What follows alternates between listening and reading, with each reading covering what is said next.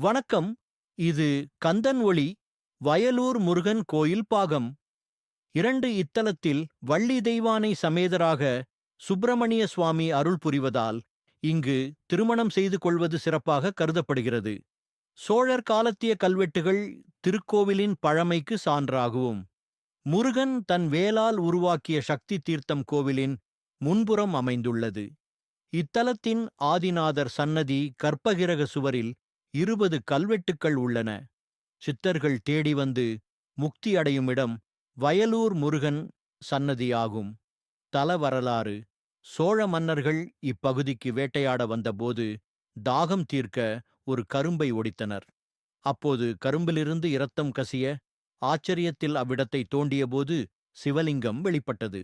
அதன் பின் மன்னர் அந்த இடத்தில் ஆதிநாதர் சன்னதி மற்றும் ஆதிநாயகி அம்பாள் சன்னதி எழுப்பினார். அவ்வூர் வயல்கள் நிறைந்ததால் அந்த இடம் வயலூர் எனப் பெயர் பெற்றது. நன்றி. பாகம் 3ற்கு கந்தன் ஒளியை சப்ஸ்கிரைப் பண்ணிட்டு பார்ட் 3 காமெண்ட் பண்ணுங்க.